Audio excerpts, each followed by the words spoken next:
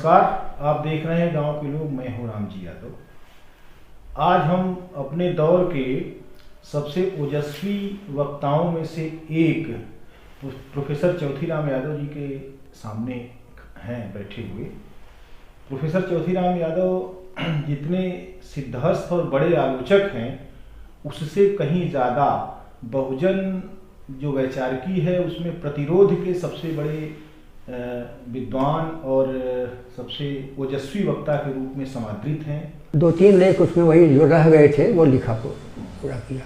5 और लेख डाला उसमें, हो जाती थी। अच्छा, उस दौर की जो के विचारक थे, खासतौर से 2 महिला विचारक जो प्रखर विचारक थीं, ताराबाई शिंदे और रमाबाई पंडिता।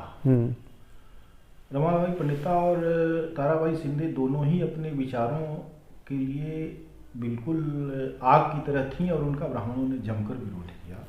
और उनके पक्ष में फुले दंपत्ति ने उनको न केवल संरक्षित किया, उनको सुरक्षित उनको एक तरह से सुरक्षा दी उन्होंने और उनको आगे बढ़ाने का काम किया। ये बहुत बड़ी बात थी कि अपने दौर के विचारकों को अपने खेमे में ले आना और उनके विचारों की मसाल को और तेज कर देना। ये बहुत इन्होंने ये किया। दूसरे देखिए, ताराबाई शिंदे की बात आपने की तो मुझे याद आया, 1882 को नारी जागरण का वर्ष माना गया है। 1882 नागरी जागरण का वर्ष है।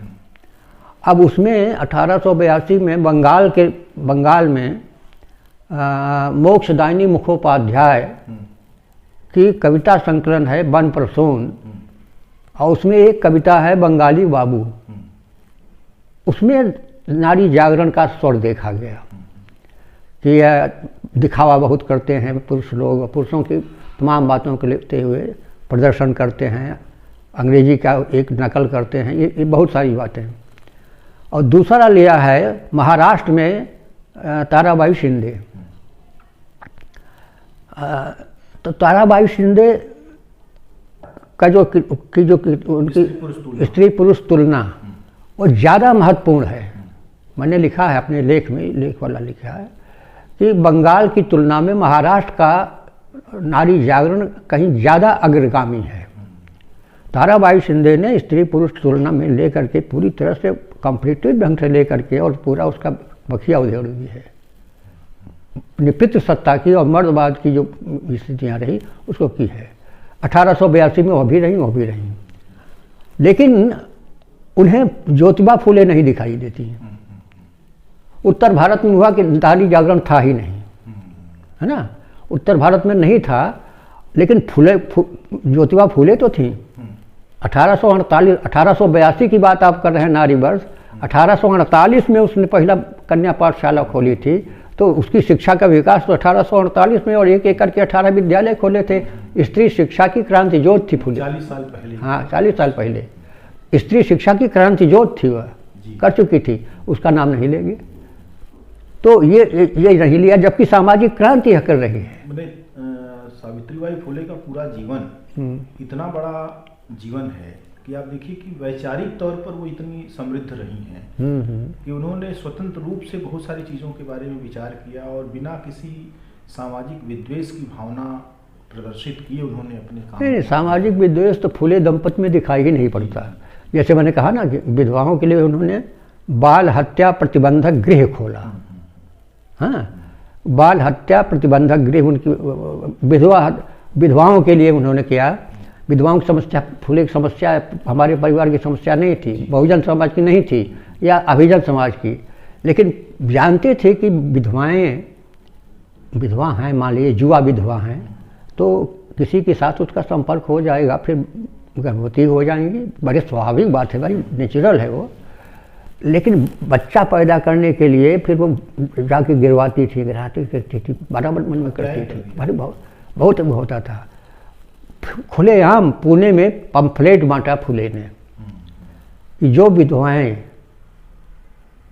विधवाएं अगर बच्चा पैदा करना चाहती हैं तो बिना किसी संकोच के हमारे यहाँ आएँ, हम उसका प्रसव कराएंगे।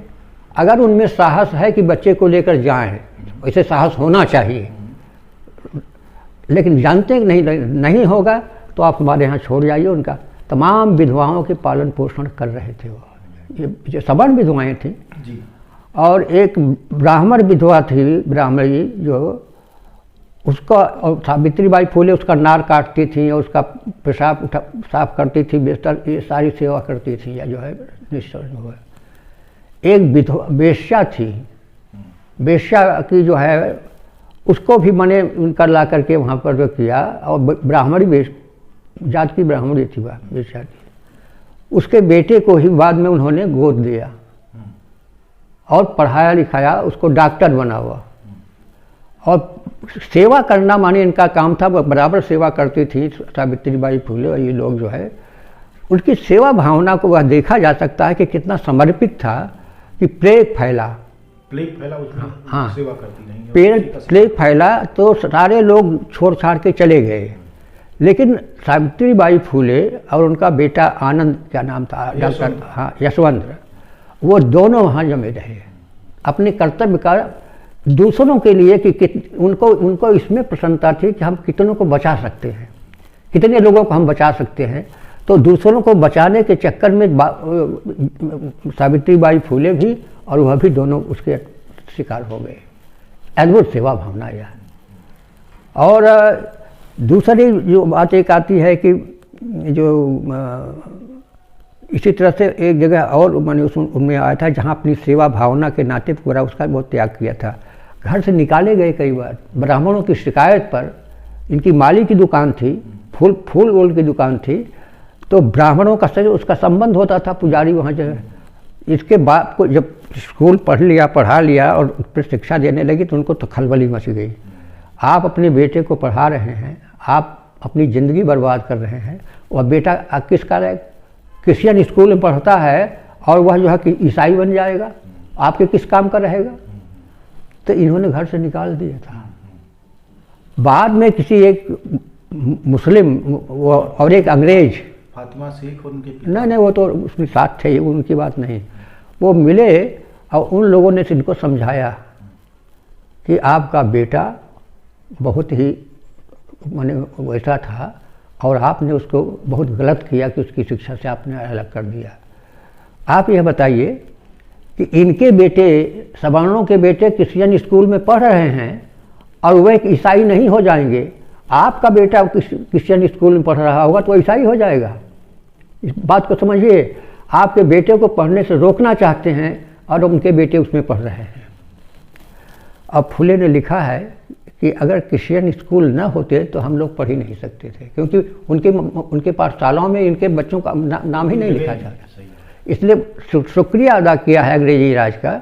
और दूसरे यह कहा उन्होंने कि अगर अंग्रेजी राज न होता तो हम लोग हाथी के पैरों के नीचे कुचल दिए गए होते। यानी पेशवाई शासन रहा होता, अंग्रेज़ों का शासन नहीं रहा होता, तो हम लोग क्रूरता के साथ इस तरह से खुलेआम जो विरोध बगावत कर रहे हैं वह हाथी के पैरों के नीचे कुचलवा दिए गए होते। यह ऐसा काल था वहाँ, और कितना संघर्ष करना पड़ा है। तो सावित्रीबाई फुले जब जाने लगी तो इसमें भी उन्होंने कहा, अरे वह किताब लेके जाती है वहाँ पढ़ाने, और स्त्रियों को शिक्षा ही वर्जित है, वो पढ़ाने के लिए हमारी बच्चियों को बर्बाद कर दे रही है। कोई लड़की मिलती, 9 लड़कियां मिली थी इन लोगों को जो है किसी तरह से पढ़ाने के लिए, वो बाद में धीरे धीरे सब आने लगी वहाँ से लेकर। तो बहकाते थे और कहा कि तुम्हारा वह 2 कुल नरक में जाएगा, तुम्हारा खानदान भी नरक में जाएगा, और तुम्हारी जो ये पतोहू है उसका भी मायके का जो परिवार होगा वो भी नरक में जाएगा। सावित्रीबाई फुले के भाई ने भी उनकी बहुत आलोचना, बहुत की। तो वहाँ परिवार में भी उनके झेलना पड़ा है। दोनों पति पत्नी ने अद्भुत उसका परिचय दिया है, दृढ़ता के साथ उस पर जमे रहे हैं। उसको मायके का पूरा होता समर्थन नहीं प्राप्त था, इनको अपने यहाँ का नहीं, बाप ने निकाल दिया घर से।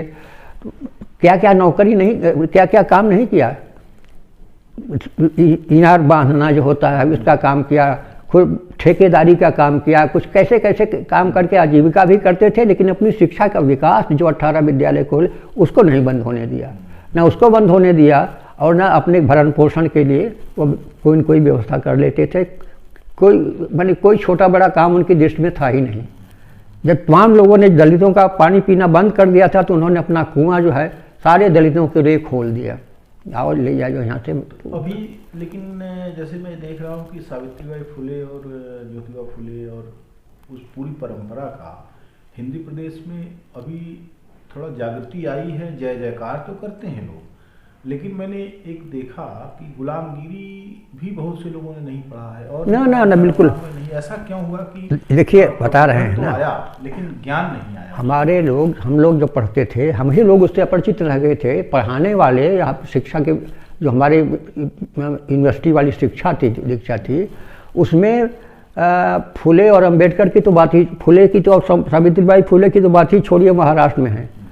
उन लोगों की परंपरा को, पेरियार की परंपरा, फुले और सावित्रीबाई फुले की परंपरा, साहू जी महाराज की परंपरा, ये जो तमाम थी वो जो बहुजन समाज की परंपरा, उसका विकास हिंदी क्षेत्र में हुआ। पेरियार ललई सिंह यादव, चंद्रिका प्रसाद जिज्ञासु, महाराज सिंह भारती, रामस्वरूप वर्मा, जगदेव प्रसाद, ये सारे लोग जो थे वह उसी का विकास है। सावित्रीबाई फुले, ज्योतिबा फुले, पेरियार वगैरह की जो विचारधारा थी ना, वो हमारे हिंदी क्षेत्र में थी, लेकिन इसको निगलेक्ट किया गया। यहाँ कहा यहाँ कोई दलित स्वर है ही नहीं, जबकि अछूतानंद लिख रहे थे। अछूतानंद के 12 शिष्य हुए, दलित शिष्य हुए, दलित कवि हुए 12, उनमें बिहारी लाल हरित बड़े महत्वपूर्ण कवि हुए हैं। हाँ, ये लोग रहे हैं, इसकी कोई चर्चा हिंदी नवजागरण में रामविलास शर्मा नहीं करते हैं। बिहारी लाल हरित तो इतने अद्भुत कवि थे कि उनको अपनी सारी कविताएं याद थी। हाँ, और इतना उनके पास कहने को था, बहुत अच्छे कवि थे। उनके साथ लगता था कि घंटों उनको सुना। हाँ, तो ये सब थे, ये हमारे यहाँ था। लेकिन ये इनका कहना था कि 1857 के प्रभाव में हमारे यहाँ सब लिखा जा रहा है, नहीं राष्ट्रवादी साहित्य लिखा जा रहा है। भक्त राष्ट्रवादी साहित्य माने आज वही हिंदू राष्ट्र की बात हो रही थी ना, वही राष्ट्रवाद उनका अपना होता था। बहकाने का काम किया गया, एकदम उसकी नेग्लेक्ट किया गया। इन्होंने कहा कि यहाँ दलित स्वर नहीं आया हमारे हिंदी क्षेत्र में। महाराष्ट्र में दलित स्वर आया था, नारायण गुरु और वहाँ कर्नाटक में थे, मान लीजिए उसकी थोड़ी चर्चा किया वहाँ, लेकिन हिंदी प्रदेश में जो है कोई दलित स्वर नहीं आया था। जबकि साफ साफ झूठ यह था कि अच्युतानंद का सीधे चल रहा था आंदोलन, आदि हिंदू आंदोलन। अब अगर देखिए तो मंगूराम से लेके मंगूराम जैसे भीतर इतना विरोध चला, संतराम बीए जैसा विराट चरित्र बने, वो पंजाब का संतराम बीए जो था वो तो बड़े सिख और लेकर को वहाँ से चलता उड़ता था। अद्भुत किताब थी उसकी, उस आदमी ने बहुत जोरदार ढंग से लिखा है। मंगूराम का फिर कर्नाटक में, महाराष्ट्र में सब जगह मिलेंगे ना, वो तमाम संतों की बड़ी समृद्ध परंपरा रही है। दूसरी सभी भाषाओं में, सभी प्रांतों में उस ढंग के मिलेंगे। बहुतों को हम जानते हैं, बहुतों को नहीं जानते हैं। ये प्रतिरोध वाली परंपरा रही है। मजे की बात यह है कि हिंदी जो उत्तर भारत है, हिंदी हार्टलैंड जिसको हम कह सकते हैं, कि यहाँ जो संत साहित्य में जो क्रांतिकारी परिवर्तन आया, जो बड़े जो है मने जो निर्गुण काव्य वाले कवि थे जितने, और समाज से उनकी वाबस्तगी जो थी, और उन्होंने जिस तरीके से छुआछूत और ब्राह्मणवाद का जो विरोध किया, उसकी परंपरा होने के बावजूद यहाँ जो चीज़ें थी उसको इतना ज़्यादा दबा के रखा गया। नहीं दबा के नहीं, सीधे उसको नकारा गया है। देखिए मैंने बताया ना कि 3 सामाजिक क्रांतियाँ हुई थी। बुद्ध की सामाजिक क्रांति, निर्गुण संतों की सामाजिक, संत साहित्य जो है सामाजिक क्रांति का साहित्य है, वर्ण व्यवस्था के विरोध का साहित्य, जात व्यवस्था के विरोध का साहित्य, इसलिए सामाजिक क्रांति का साहित्य था। वह अपने समय समाज की जो सबसे जलती समस्या थी, जात व्यवस्था और सांप्रदायिकता, कबीर रैदास दोनों उसके विरोध में लिख रहे हैं। तुलसी के साहित्य में आप कभी जातवाद के खिलाफ या जातवाद के सांप्रदायिकता के विरोध में कहीं लिखा हुआ एक पंक्ति मिलेगी आपको? नहीं मिलेगी। वो तो उन्होंने विरोध किया वो सामाजिक क्रांति का। हाँ, वो उन्होंने, तो वही तो मैं कह रहा हूँ, निर्गुण साहित्य की का जो है वह सामाजिक क्रांति है, और सगुण भक्ति काल जो है, सगुण भक्ति साहित्य जो है वह प्रति संस्कृत है। अच्छा, एक चीज़ और भी जिसको धर्मवीर ने बड़ी शिद्दत से उठाया है अपने यहाँ, कि डॉक्टर अम्बेडकर जिस दौर में सक्रिय थे, बिल्कुल गांधी के समानांतर, लेकिन प्रेमचंद के यहाँ भी ये चीज़ है कि नेगलेक्ट उनके यहाँ भी अस्वीकार्यता है। उन्होंने गांधी के चरित्र को लेकर कई कहानियाँ, खासतौर से जुलूस और लाग डांट और इस तरह की, उनके पूरे उस पर उसका प्रभाव है। वो चीज़ों को बड़े समन्वयवादी नज़रिए से देखते हैं, लेकिन क्रांतिकारी चरित्र जैसे आते हैं तो मजदूर वर्ग तक तो रहते हैं। गोदान का एक बड़ा अच्छा चित्र है, आप तो उसे परिचित होंगे कि राय साहब के यहाँ एक बड़ा जुटान है, जमावड़ा है, खाना पीना नाटक चल रहा है, सब कुछ चल रहा है, और साथ साथ दूसरे दिन वे लोग नदी नहाने के लिए गए हैं जंगल की तरफ, और वहाँ एक मिर्ज़ा साहब हैं जिन्होंने शिकार किया एक हरिण का। तो हरिण को लेकर चलने के उसमें कई कैरेक्टर हैं, मेहता है, मालती है, मिर्ज़ा हैं, और तनख्वाह है, और एक और तिखा साहब हैं। तो तनख्वाह और खन्ना दोनों एक दूसरे को चुनाव लड़ाने का वो करके कि इनको चुनाव लड़ाएंगे तो हमको उसका कमीशन मिलेगा, मिर्ज़ा को खड़ा करना चाहते हैं। तो मिर्ज़ा ने शर्त रखी कि आप अगर हरिण को लेकर 100 कदम चल देंगे तो हम आपकी बात मान जाएंगे। तो हरिण को उठाकर उनके कंधे पर लादा, और जब वो चलने लगे तो तीसरे कदम, बड़ा दिलचस्प तरीके से नहीं वो तो आया है उसमें, कि तीसरे कदम पर आंखों से चिंगारियां निकलने लगी, और चौथे कदम पर लगा कि अब वो गिर पड़ेंगे। अचानक जो है हिरण वो जो है लद से गिरा। नहीं वो लद से गिर गया। तो एक जो मजदूर था जो साथ में चल रहा था, तो उसने आदिवासी उठाया उसने और चलने लगा घोड़े की तरह। तो इस तरीके से जो श्रम की श्रमजीवी हैं, जो शारीरिक श्रम करते हैं, शक्ति जो है उनमें है परिश्रम की है। लेकिन जैसे मुझे लगता है कि जो चीज़ों को उस समय डॉक्टर अम्बेडकर कह रहे थे कि अब मरे हुए पशुओं का मांस नहीं खाना है, और न चमड़ा उठाना है, न कमाना है, इस तरह की बहुत सारी चीज़ों को जो है समाज में जागृति के तौर पर ले आ रहे थे। हिंदी प्रदेश में भी वो सब चला, उसको लोगों ने नहीं छुआ। और दलित उत्पीड़न की भी कहानियाँ, बहुत मार्मिक कहानियाँ हिंदी साहित्य में मुख्य धारा में तो लगभग नहीं मिलती। मोरी की ईंट एक उपन्यास है, हाँ उसको नहीं, उसका प्रेमचंद के यहाँ कुछ कहानियाँ उसकी उस पर हैं, लेकिन उन्हें हम दलित कहानियाँ नहीं कह सकते हैं। दलित चेतना की कहानियाँ हैं, दलित के प्रति सहानुभूति है दलित, और लेकिन उनकी सहानुभूति केवल सहानुभूति उस ढंग की नहीं बल्कि विशिष्ट, इसको तो कमल भारती ने भी स्वीकार किया है कि उनकी जो सहानुभूति है विशिष्ट है। इस दर्जनों कहानियाँ जो उन्होंने लिखी हैं वह दलित चेतना से ओतप्रोत कहानियाँ हैं, लेकिन दलित कहानियाँ नहीं हैं, है ना भाई। दलित कहानियाँ इस अर्थ में अगर होता है दलित, अभी आप प्रेमचंद की चर्चा कर रहे थे, आदिवासी जो लाद कर ले गया, उसमें एक और प्रसंग आता है, ये लोग शिकार करते हैं। तो कोई एक, जैसे उन्होंने हरिण का शिकार किया, एक मेहता शायद कुछ क्या किया है कि चिड़िया मारा, और चिड़िया जो है वह पानी में गिर गई नदी में गा के। अभी लोग क्या करें, वहाँ से कोई जाने की हिम्मत ही नहीं है। उसी बीच में एक काली कलूटी महिला निकलती है और झप से उसमें कूद के जाती है, उसको पकड़ के लाती है इनका शिकार, फिर उसी के घर ये बनाते हैं, उसको खाते होते हैं।